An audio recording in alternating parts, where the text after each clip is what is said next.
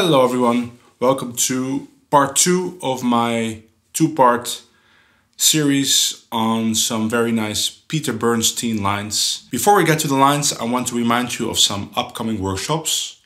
From June 12 to 17, I'll be at Django in June. That's in Northampton near Boston. I'll be teaching a whole week of violin workshops.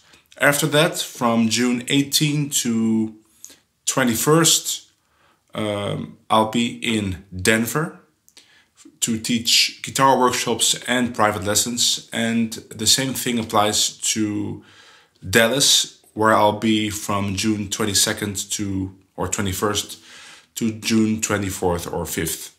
If you want to know more about that, there's links under this video with websites and contact information. Also, if you want to help me out, please subscribe to my channel if you haven't done already. And if you want to do a little bit more, you can always check out my Patreon page, which is also linked under this video. So, okay, let's get to the lines. In the first video, we were looking at 2-5-1s in the key of C, same thing that we'll be doing today. But in that video, we were exploring lines that started around the 10th fret, because that's the root of the 2 chord. So all the lines were around here, and we were looking at lines which were around the 13th fret, because that's the location of the 3rd of D minor 7. D minor 7 is the 2 chord in the 2-5-1 in C. And today we're going to look at lines around the 5th of the 2 chord, which is in A. So the first line sounds like this. 1, 2, 3, 4, 1.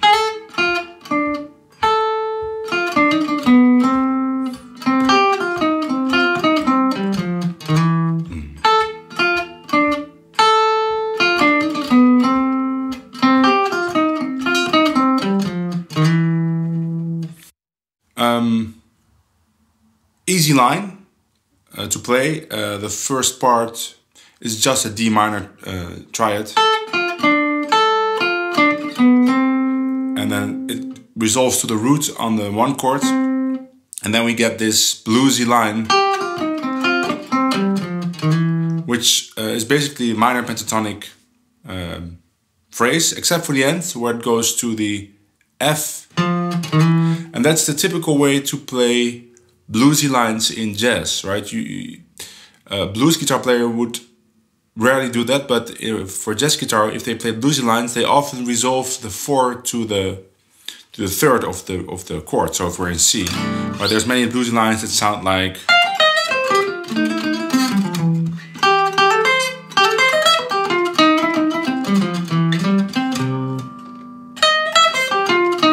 this 4 to the 3. It's a typical jazz way to play blues on guitar, and this line has that. Usually they slide to the 3-2. And I think he plays this line in the solo of Cheek to Cheek. So you can see that this part 3-4-1 is basically the theme of Cheek to Cheek, the end of the A part. So, but of course it fits on any 2-5-1 you want to play it. So let's play it with a backing track.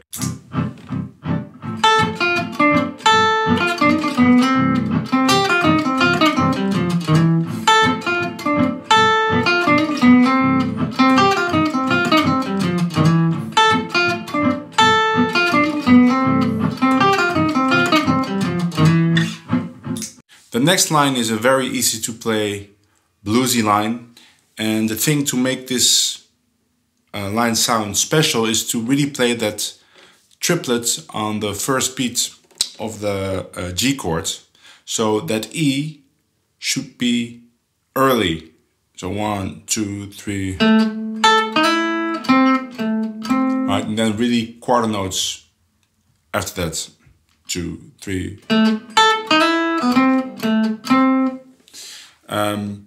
You can play it on the 2-5-1, but it's just a blues line in C, and this plays on the guitar. So with your finger on the 6 of the 1 chord, is a great place to play all kinds of blues lines, which you already saw in the previous 2-5-1. But You will see it in the next 251 too. Okay, let's play it with a backing track.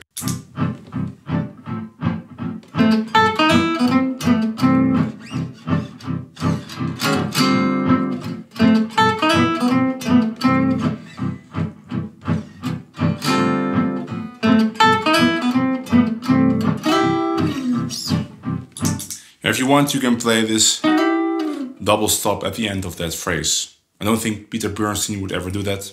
Maybe it's a little bit too cheesy, but no, it's a nice effect.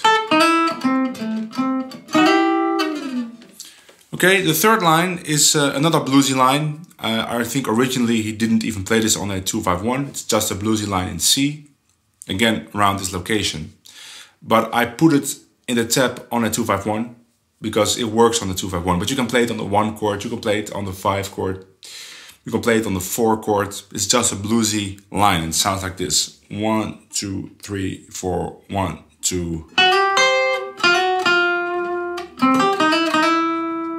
1, 2. Again, you get this F to the major third, even though there are some notes in between. 1, 2.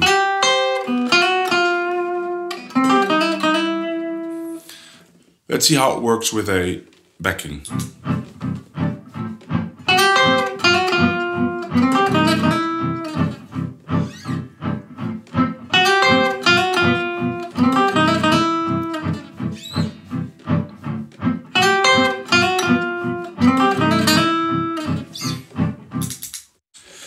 The next line is a 251 with another device that Peter Bernstein really likes.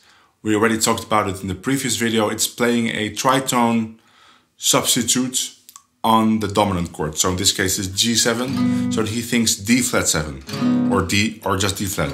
But in this phrase it's D flat 7. And it sounds like this: 1, 2, 3, 4.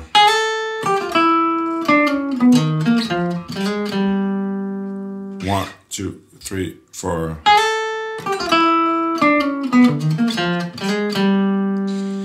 Now the jump is pretty big, and the reason it's written like that is because if you are a gypsy jazz picker, this is really the easiest way to play it. Because otherwise you would get stuff like with 3 downstrokes, which is doable, but because there's a string, you have to skip a string, it makes it very difficult to play that clean, especially when it's a little bit faster.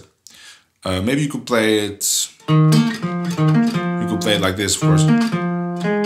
But I prefer the jump, so that I'm in this position for C, right? The third position, because my fingers are the 5th position, because my fingers on the 5th, because I have many phrases for C there.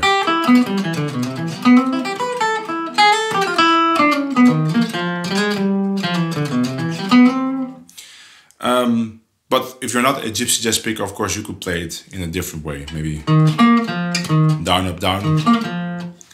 Okay, let's play it with the backing.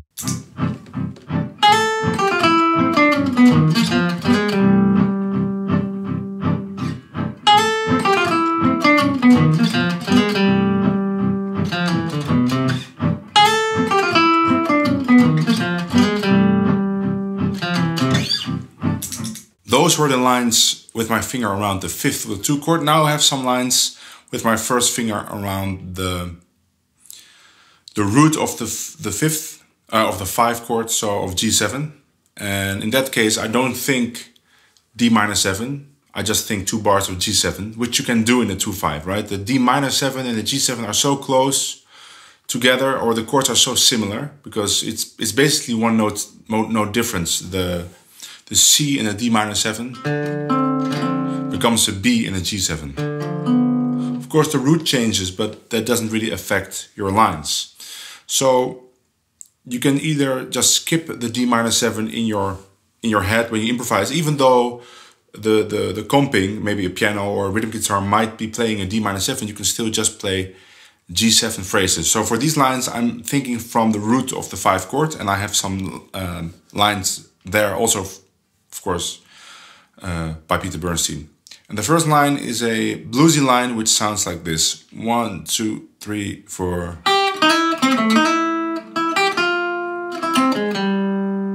1, 2, 3, 4. It's very nice. It has this C sharp 5 right before it resolves to the 1 chord. And that sound, maybe even with a B added to it, so it's C major 7 sharp 5, is a sound that Peter Bernstein really likes to play on dominant chords. So a way to remember it is to think of a dominant chord and then think a major 7 sharp 5 chord from the 4th. So let's say you have D7, then the 4th would be a G.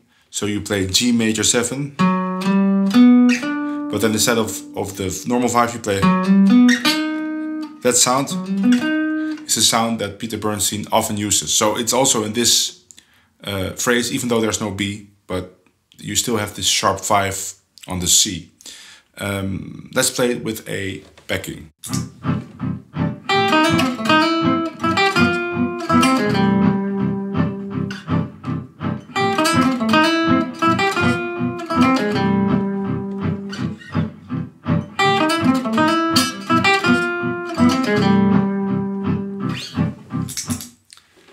Another phrase from this position, kind of bluesy. You can see in the tab that it starts with the triplets, with this kind of sound. And that A can be kind of a ghost note. 1, 2, 3, 4.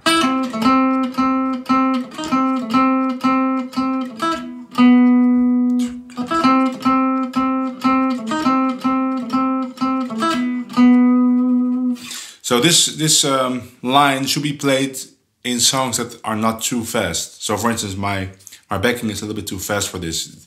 This is really a line for maybe kind of a bluesy walking ballad, you know. But I'll play it with the backing so you can hear it with chords. But remember that this phrase should be played in that tempo, so that kind of triplet feel for the first 2 notes is very clear. Because if it's really fast, that's more difficult to play. So, but let's try it.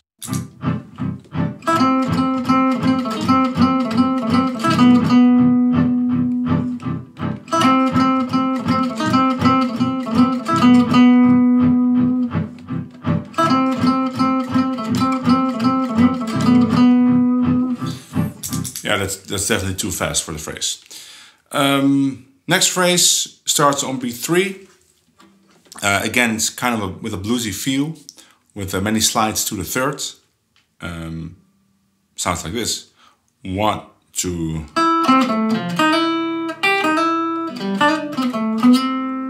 One, two.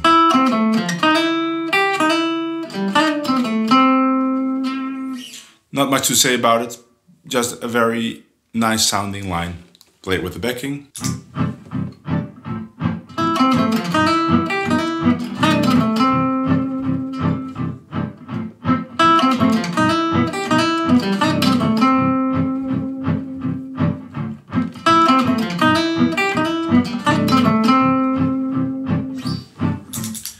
Notice that the slides are always from 1 fret below, right? I never slide like, it's just.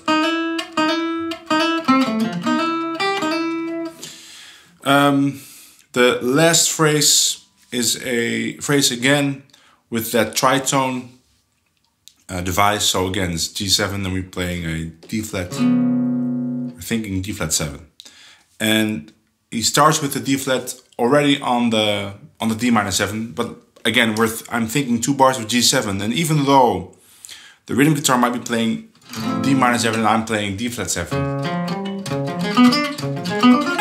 it really doesn't matter, because of course if you would stop the music at that spot it would sound very dissonant, but because we're resolving to a 1 chord, we're both resolving to the 1 chord. I'm doing it in my way with the D flat 7, and the rhythm guitar or the piano player is playing a regular 2/5, it still works. And it sounds like this. 1, 2, 3, 4, 1, 2.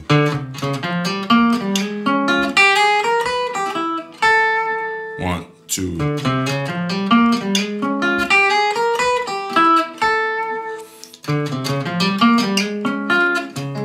D flat. part of the, or very small part of a diminished scale or octatonic scale, resolving to the major 7 on the C, but then actually resolving to the 6.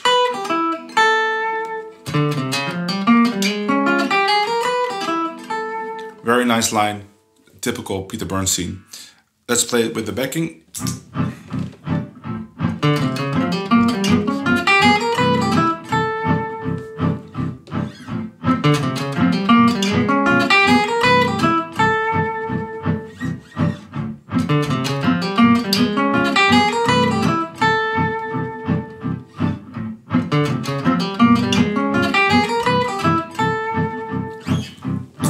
Super nice. Also good as a pickup. In fact, I think he plays this as a pickup. So there's actually no chords behind it. But of course you could play it on any 2/5. So there you have it. 15 great lines by Peter Bernstein. 7 in the first video, 8 in this one.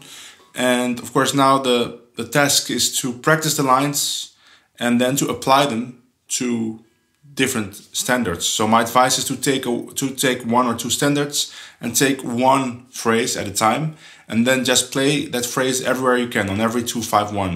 Maybe it goes to multiple keys, so you can play it in different places, and then try to play lines that approach that particular 2/5/1 you're practicing, and also that go on from the 2/5/1, so that the line becomes part of your vocabulary.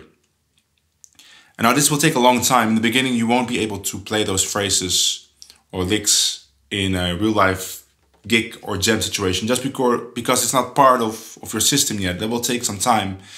And it's very easy to become frustrated with that whole process. Because you've been practicing maybe for a couple of hours and then you have a gig and you never play that line. That happens to everyone. To me especially, probably, because that's all I do, right? Practicing lines and see if I can fit them in. But eventually lines that really suit you and fit your style will come out after a long time. So you just have to be patient and only care about working with the lines and not care too much about getting quick results, because it never works like that. Okay, I see you all in the next video. Bye.